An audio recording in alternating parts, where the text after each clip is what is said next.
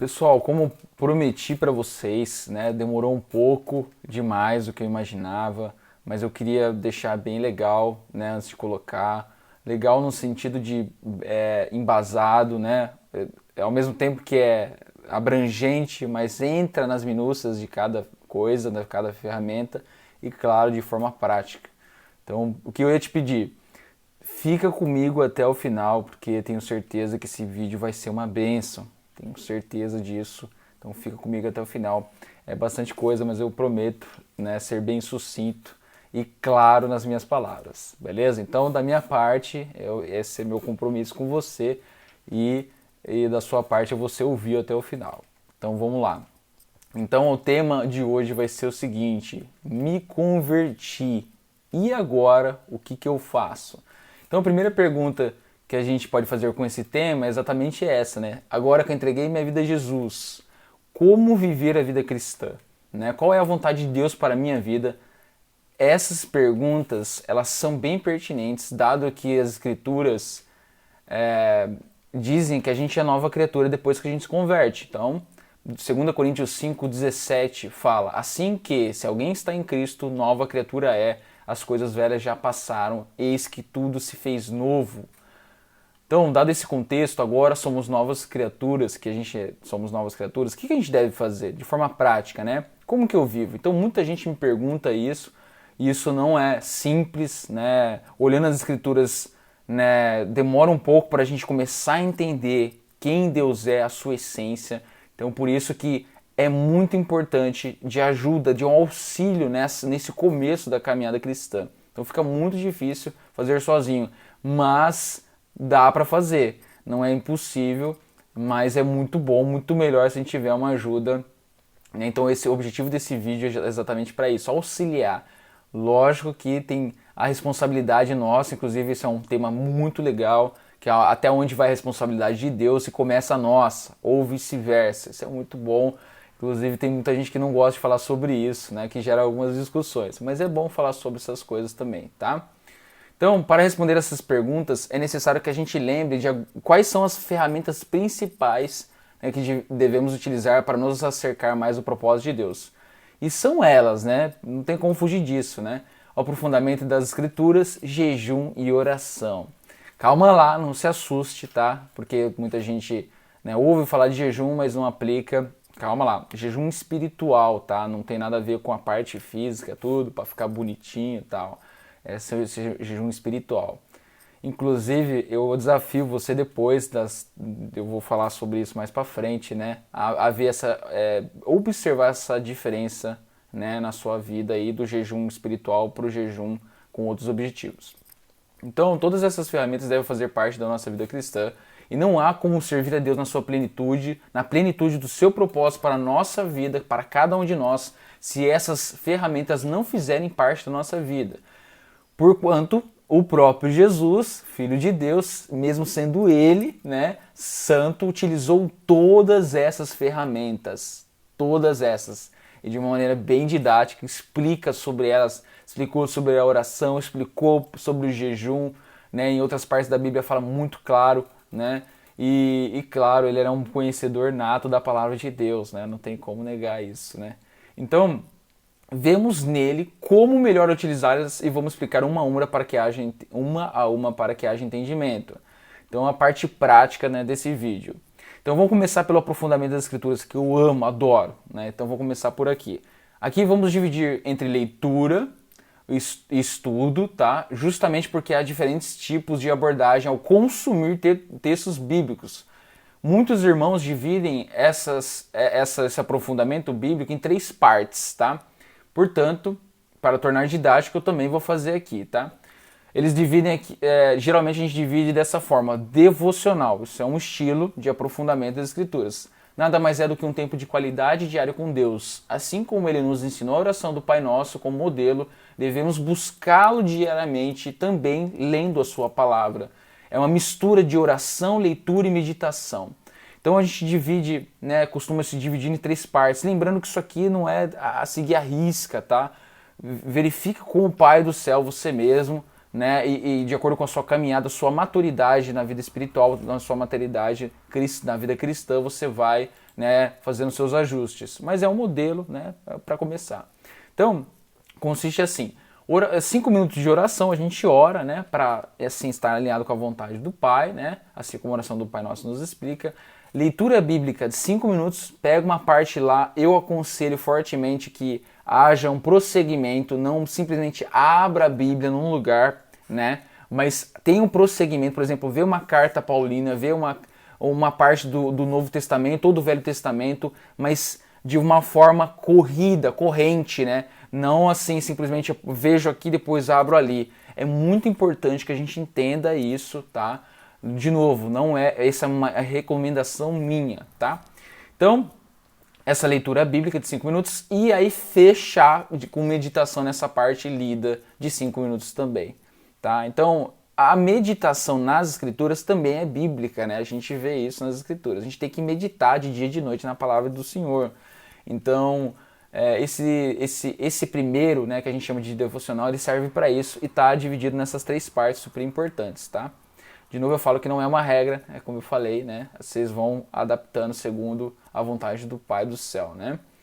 Então, criar uma rotina de leitura da palavra e tempo de qualidade com Deus é essencial para não nos desligarmos da fonte durante o dia. Isso acontece, né? A gente tem várias tribulações, a gente acaba desligando da fonte, né? E então, muitas vezes acabamos caindo na inércia de viver nossas vidas normais, né? E esquecemos que é aquele que fez os céus e a terra, tudo no que existe a gente contempla com nossos olhos, né? Agora está do nosso lado o tempo todo, né? Isso nos ajuda no dia a dia, nos faz lembrar que sempre que não existe vida secular, tá? Isso não existe, é uma separação que a gente fez de uma forma equivocada. Né? E como que a gente defende isso? Então, como assim? Me explica. Não existe separação vida espiritual, vida secular. Secular material a gente pode chamar também, tá? Isso não existe. Porque uma vez nova criatura, eu vou agir, inclusive na minha vida material, né? De acordo com a vida espiritual. Então essas equivocadamente, não são duas separadas, mas sim a mesma coisa. Eu dou um exemplo aqui, se eu for estudar, eu vou estudar para a glória de Deus. Né? Se eu for, por exemplo, trabalhar, eu vou trabalhar para a glória de Deus, eu vou procurar trabalhar com excelência, para que eu seja meio, vetor da glória de Deus no que eu estiver fazendo. E quando me questionarem de onde que vem isso, eu vou ter que falar que não vem de mim, mas vem do Pai, né, que me capacitou. O versículo que eu acho que resume isso muito bem, Colossenses 3,17, e quanto fizerdes por palavras ou por obras, fazei tudo em nome do Senhor Jesus, dando por ele graças a Deus Pai. Tem outro versículo que fala, né, que tudo que a gente fizer, a gente faz para a glória de Deus. É isso, né? É um resumo muito bom sobre não ter essa separação. Agora, outra modalidade ainda do aprofundamento é o estudo bíblico. O que é esse estudo bíblico? Aqui cabe, né, um adendo, tem muita gente que, né, confunde que a gente não pode estudar a Bíblia, isso é equivocado, isso inclusive não condiz com as Escrituras. As Escrituras diz que a gente precisa examinar elas, que é um nível acima, você examina, você confronta ela, fala, não, beleza, isso aqui está certo, não, isso aqui condiz com as Escrituras, pô, legal, entendi, e a gente se aprofunda nisso. É para isso que serve o aprofundamento, né?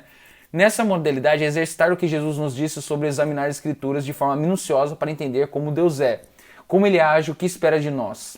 É aqui que nos preparamos para tudo que existe nessa vida. Saber se algo procede de Deus ou não, somente com a palavra nas mãos e examinando-a, é possível saber disso.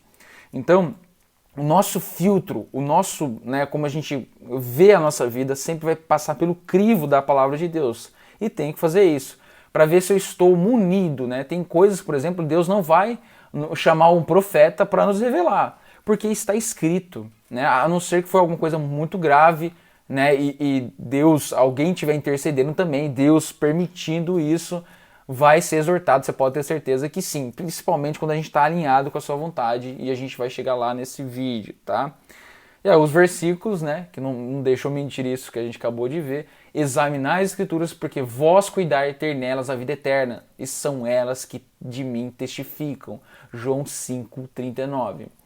Outro versículo, 1 João capítulo 4, 1. Amados, não creais a todo espírito, mas provai se os espíritos são de Deus, porque já muitos falsos profetas se têm levantado. É importante dizer que muita gente pede orientação para Deus em algo, saber se é ou não pecado, né? E tantas outras coisas, sabendo que esse conhecimento já está na Bíblia, como eu falei anteriormente. Né? Deus não vai precisar revelar o que já está escrito, porque está escrito. Né? Ora, então é aquilo que a gente perguntou, né? A gente questionou, por que alguém precisa dizer, ou eu preciso ter orientação do Espírito para aquilo que já está escrito, revelado pelo Espírito Santo? Então isso é uma negligência. Né? É como se eu desse ao benefício da dúvida, sendo que Deus deixou muito claro isso. Isso é um sintoma, é uma falta de fé. A gente fala assim, mas eu tenho medo de ler as Escrituras para não me tornar ateu. Eu vou ver que tem algumas coisas incongruentes. Mas assim, então a nossa fé é vã. O que eu estou fazendo aqui no vídeo é vão. Se eu não tenho certeza daquilo que eu sigo ou sirvo, de nada vale a minha fé. Como que eu vou propagar esse evangelho se nem mesmo eu acredito? Então, por isso que a gente não deve ter medo e sempre consultar as Escrituras, continuar no entendimento, no conhecimento, porque a verdade ela é infalível. É isso. Se o Deus que eu sirvo é quem diz quem é, não existe nada nesse mundo que vai confrontar ele, porque ele é a verdade. Pelo contrário, toda vez que eu pegar e confrontar essa verdade, vai deixar mais evidente que ele é quem diz ser perfeito e infalível. Então isso que é importante a gente entender e não ter medo, né, de acessar as Escrituras, porque a gente vai pecar pela negligência, que é muito ruim. A gente sabe que a vida cristã ela não é fácil, exige responsabilidade. Tá? Eu fecho esse adendo aqui muito importante. Eu dou uns exemplos dessas perguntas que algumas pessoas fazem, né? Por exemplo, Deus me ama, né? É pecado trair, falar mal dos outros e por aí vai.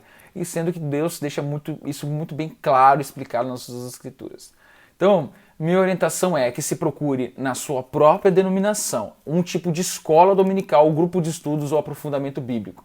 Caso não tenha essa prática na sua igreja, procure se inserir ou criar um grupo de pessoas que estejam no mesmo propósito. Pode ter certeza que vocês serão transformados por estar investindo tempo nessa parte. Então essa é a minha orientação.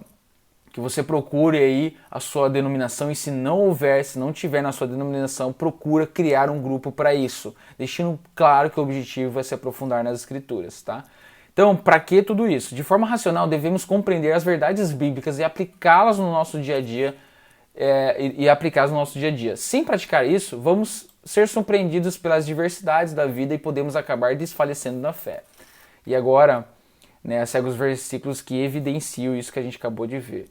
E aquele que ouve essas minhas palavras e não as cumpre, compará-lo-ei a um homem sensato, que edificou a sua casa sobre areia, e desceu a chuva, e correram rios, e assopraram ventos, e combateram aquela casa, e caiu, e foi grande a sua queda. Mateus capítulo 7, 26, 27.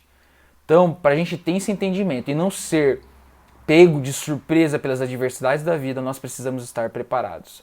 Né? Assim como um vestibulando se prepara para o vestibular, assim nós nos preparamos para a vida profissional, assim nós devemos nos preparar para a vida cristã. Que claro, né, ela está acima de tudo isso que eu falei como exemplo. Ela está acima disso e Deus nos dá ferramentas para a gente viver nossa vida, seja onde for. Lembrando que não tem separação, tá? Então, por último, aqui ainda no aprofundamento, a leitura bíblica. Então, olha só que entendimento bacana. A leitura por si só, como se fosse um livro comum, aspas, também é importante. Olha que interessante. Pois é necessário que a gente saiba o que aconteceu na cronologia bíblica, pois ajudará a entender melhor o contexto bíblico, a doutrina, as revelações, ou até mesmo servir de exemplo para a nossa vida. E aqui é maravilhoso. Quando menos esperamos, Deus fala conosco através da sua palavra, uma vez já conhecedor e mais aprofundado, a leitura vai servir para nos refrescar a memória, né, de tanta sabedoria que contém nesse livro. Então olha que interessante. Então nós devemos ler a Bíblia como se fosse um livro comum, tá? Porque a gente chama de leitura de reconhecimento ou de conhecimento. Eu preciso entender da história de Moisés, eu preciso entender do povo de Israel, eu preciso entender do povo judeu, o porquê, né, que tinha a velha aliança. Então tudo isso corrobora com o contexto global bíblico, que o estudo ou o exame, né, o examinar as Escrituras, ele vai nos tornar à tona, vai trazer à tona esse conhecimento mais aprofundado. Então a leitura ela vai auxiliar nisso, como eu falei, depois de já aprofundado, a leitura ainda vai servir para nos refrescar a memória, e tem muita coisa ainda, a gente vai passar, a gente pode viver a vida toda estudando as Escrituras, que ainda assim vai ter coisas ali que a gente pode retirar de informação, porque, de novo, né, é um livro escrito por homens, mas inspirado o autor como Deus. Ora, se Deus é quem diz ser, e ele criou tudo que a gente está vendo aqui, imagine a sabedoria dele, né? Então a gente entende que é um livro, um livro, né, bíblico. Ele é um livro atemporal e precisa servir de inspiração e servir, né, para qualquer pessoa, em qualquer tempo, em qualquer lugar. Então tem que ser muito completo. Por isso a necessidade do estudo aprofundado. Não tem como eu extrair desse livro coisas muito pertinentes sem aprofundamento. É para isso que serve, né, a teologia. Temos que ter sabedoria nisso também. Então, agora a segunda ferramenta, muito não menos importante, tá? É a oração. Para que serve a oração? Muita gente, né, pergunta, a gente estuda sobre isso e a gente precisa entender para que serve a oração, né?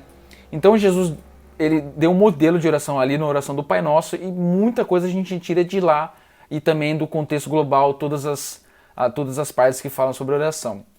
Então a gente chega nesse resumo. O objetivo principal da oração é alinhamento de propósitos. Esse é o objetivo principal da oração. Mesmo que a gente vai ver que a gente tem oração de petição, de pedido, né, de glorificação, mas o principal objetivo que a gente vê em Jesus Cristo é o alinhamento de propósito. Então, muitas vezes pensamos que a oração é a maneira pelo qual conseguimos algo de Deus nas nossas vidas, porém, depois que passamos a servi-lo, entendemos que esse é o principal, né, motivo da oração, que a gente se alinhe com a vontade dele, né? Então, um versículo te corrobora para essa verdade, né? Não sede conformados com este mundo, mas sede transformados pela renovação do vosso entendimento, para que experimenteis qual seja a boa, agradável e perfeita vontade de Deus. Romanos 12, 2. Olha que interessante, a gente esquece, não para para pensar, mas se Deus é quem diz ser, a sua vontade é boa, é perfeita. Então ele espera o melhor de nós e quer o melhor para nós. Então se a gente não entende isso, nós não recorremos a ele, e por vezes vamos achar que a nossa atitude, o nosso próprio pensamento, o nosso próprio julgo, né, a gente julgar algo, é muito melhor que às vezes o que Deus tem para nós.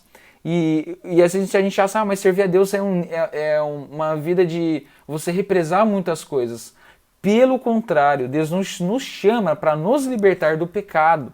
Então eu vou deixar e vou ter temperança para aquelas coisas que eu posso fazer agora com essa liberdade que eu tenho para servir a Deus, e eu vou me deixar, e Deus vai me lapidar na onde eu não tenho controle, né? Na onde eu não consigo, na onde o pecado me consome. É aí que Deus vai trabalhar na minha vida. E isso é maravilhoso. Como a gente viu que a vontade de Deus é perfeita, boa e agradável, ora, acredito que todo mundo gostaria de um manual de vida para se dar bem em todas as coisas, né? Não é mesmo?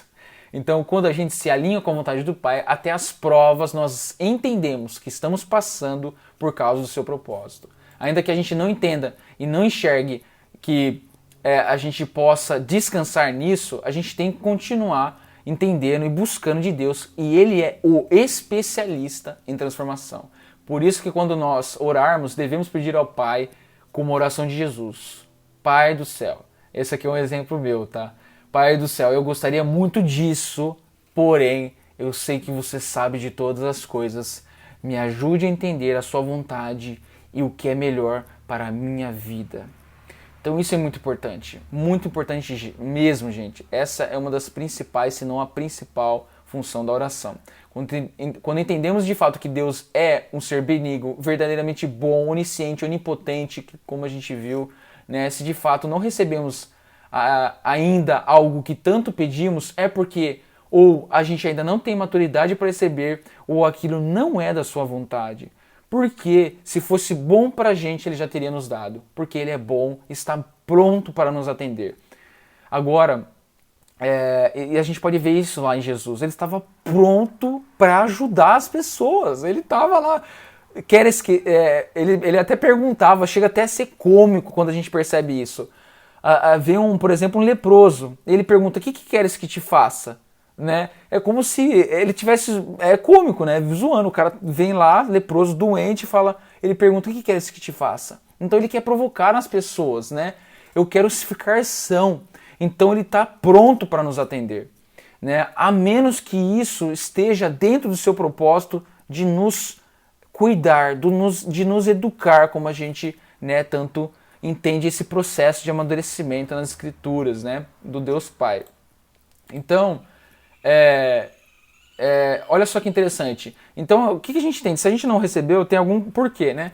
Então, grandes bênçãos exigem grandes responsabilidades. Isso aqui não é papo de Homem-Aranha, não, tá? Para que não sejamos, isso é importante, gente. Se a gente não entender que grandes bênçãos exigem muitas responsabilidades em alinhamento com o propósito do Pai, né? Senão a gente vai virar represadores da glória de Deus, em vez de dispensadores dela. Qual que é a diferença? Quando eu viro vetor da palavra de Deus, né, entendo que eu tenho que fazer minha parte, seja onde eu estiver, eu não vou ser mais represador. Eu não vou pegar aquela bênção para mim e falar: não, é meu, eu vou fazer, eu vou usar isso e é meu e acabou. Mas nós, pelo contrário, vamos entender que ao mesmo tempo, né, que tudo é do Pai e ao mesmo tempo Ele nos dá. Então nada me possui, né? Então eu vou ser dispensador da glória de Deus, seja de sabedoria, seja de recursos financeiros, seja do que for. Nós devemos ser dispensadores da glória de Deus, né? E para isso é necessário que a gente esteja pronto. Caso contrário, vamos cair naquela parte do servo malvado, infiel, né? Quanto mais nos é dado, maior responsabilidade temos em todos os sentidos. E agora olha que versículo maravilhoso, né? E tudo quanto perdides em meu nome, eu o farei, para que o Pai seja glorificado no Filho. Se pedirdes alguma coisa em meu nome, eu o farei. João capítulo 14, 13, 14. Tudo é tudo mesmo. Agora tem uma nota de rodapé, sinto lhe dizer, se você estava com motivos maus aí no seu coraçãozinho. E aquela nota de rodapé está implícita, claro, em outra parte da Bíblia. Pedis e não recebeis, porque pedis mal, para o gastardes em vossos deleites. Tiago, capítulo 4, 3. Portanto, entendamos que tudo que a gente pedir, como se fosse o próprio Jesus pedindo, receberemos. Ora, Jesus não pediria qualquer coisa, né? Por isso devemos sempre avaliar o que estamos pedindo para ver se estamos alinhados com o propósito de Deus. Maravilhoso. E uma das coisas que a oração tem como, né, objetivo também é a intercessão.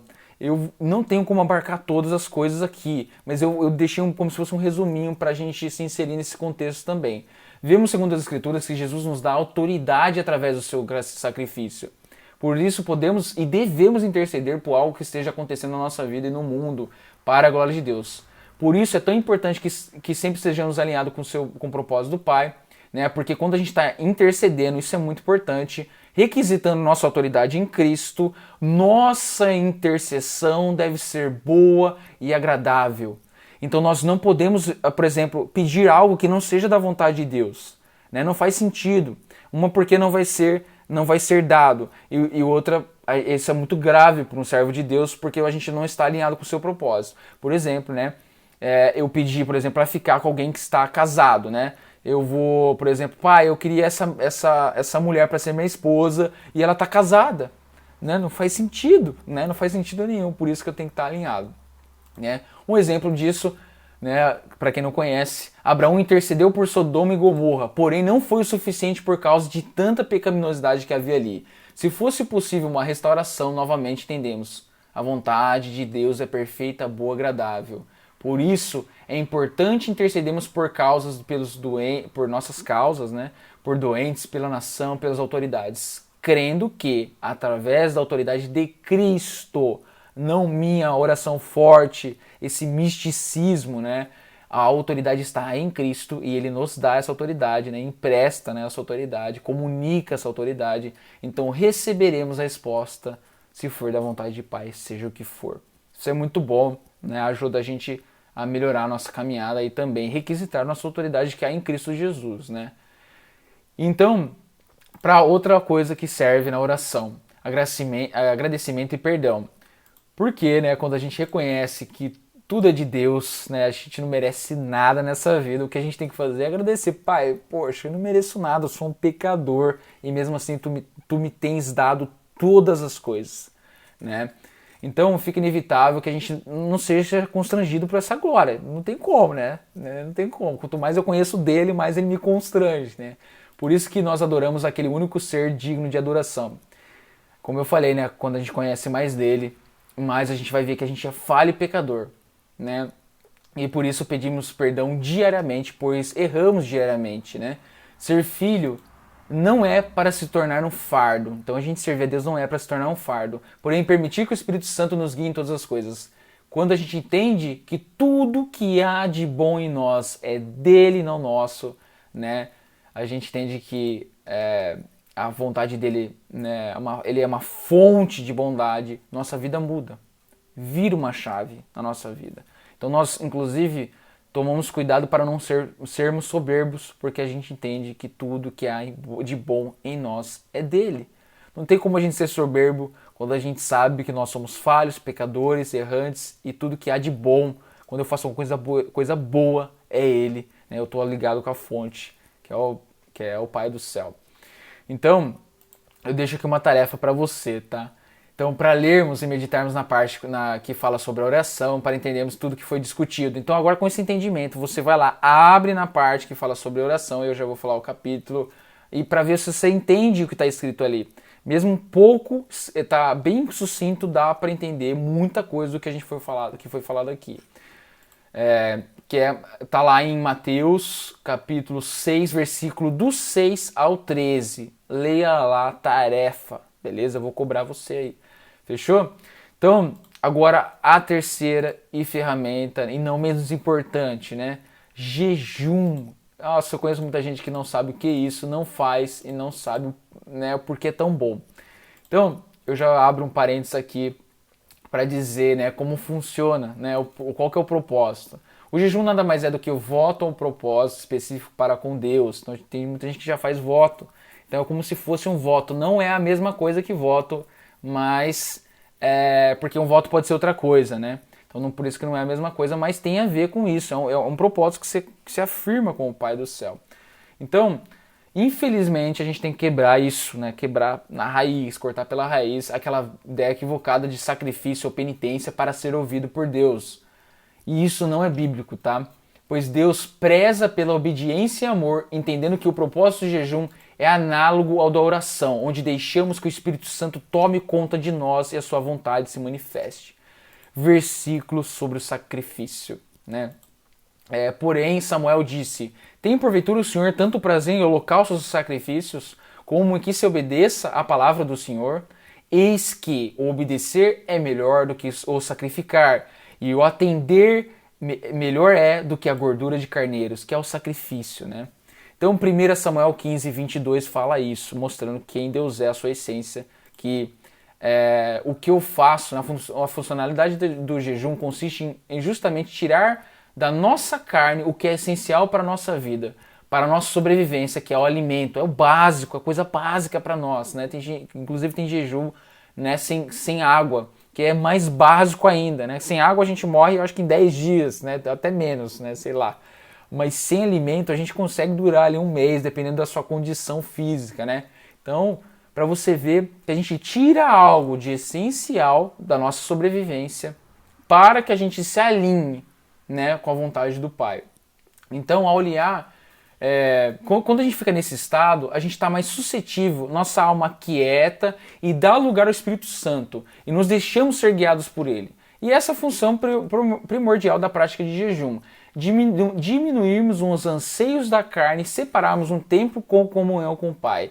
Não devemos ficar inertes ou não fazer nada, né? Isso não tem como, né? Pelo contrário, podemos trabalhar durante o jejum, tomando os devidos cuidados, né? Porque dependendo do seu trabalho você vai precisar de energia, né? E também entender que este tempo não é para a carne, mas para o Espírito Santo.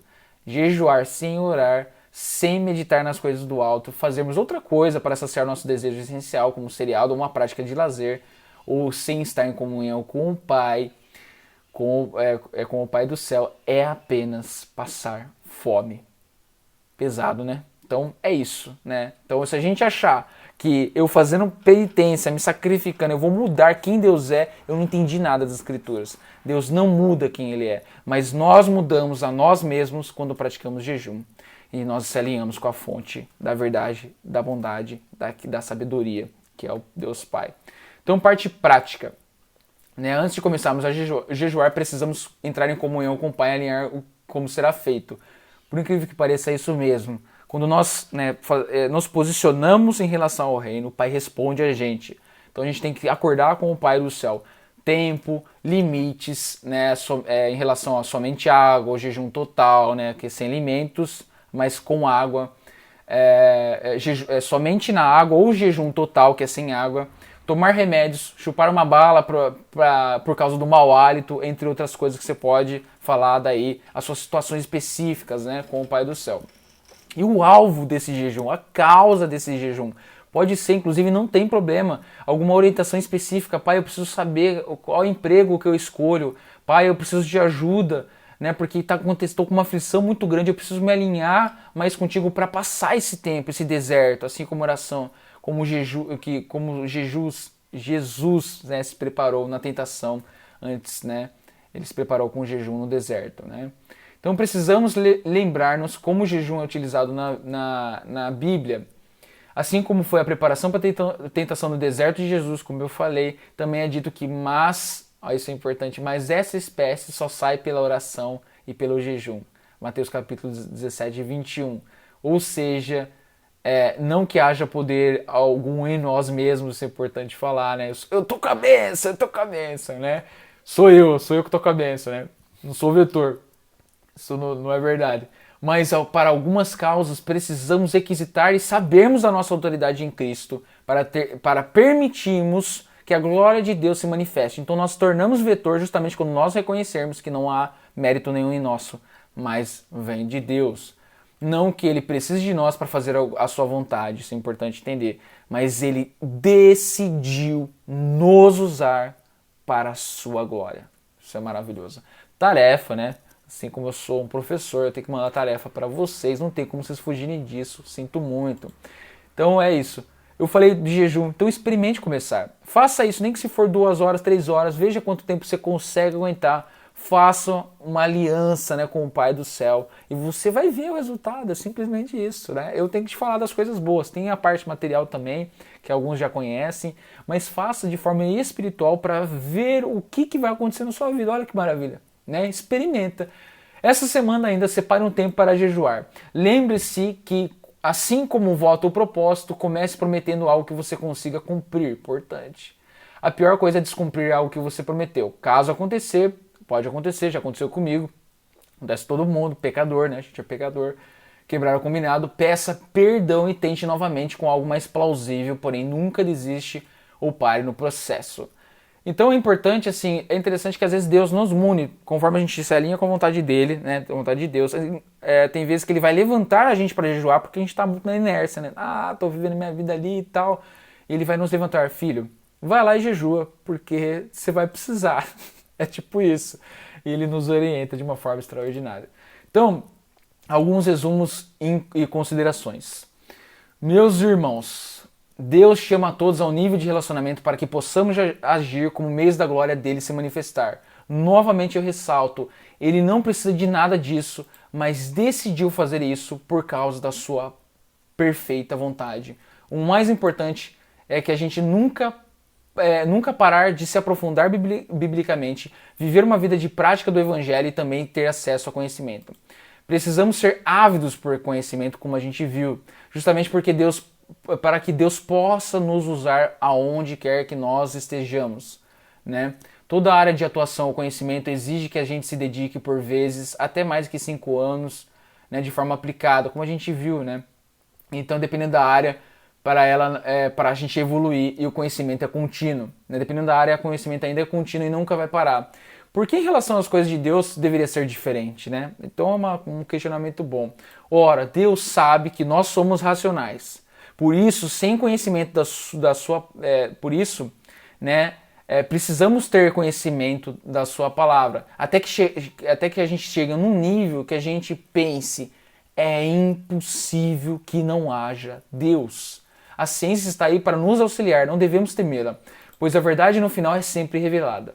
Basta a gente não estagnar e continuar buscando isso, né, essa verdade. Se Deus é o Criador, Ele mesmo criou as leis naturais para que elas fossem ordenadas e possíveis de serem estudadas. Importante, né? Então já era de se esperar daquele que é o Pai da sabedoria. Então agora, para a gente finalizar, o meu desejo, né? Eu poderia fazer uma oração aqui, né, por você, mas meu desejo, né? Eu vou fazer uma oração aqui. Eu faço uma oração para você que está assistindo esse vídeo, para que você permita ser governado pelo Espírito Santo, para que você chegue em lugares altos e quando você chegar lá, vai lembrar que tudo foi por causa dele e para ele. Nada que há de bom em nós é nosso, mas tudo é dele. Esse é o verdadeiro coaching Jesus Cristo. Ele fala desta maneira, segue os versículos, é necessário que ele cresça e eu diminua. Tudo posso naquele que me fortalece. Então é quando a gente reconhece nossa realidade, quanto falhos somos, é que passamos a dar lugar ao que é perfeito e nos transformamos em vetores da glória de Deus em nossa vida, né, para outras pessoas.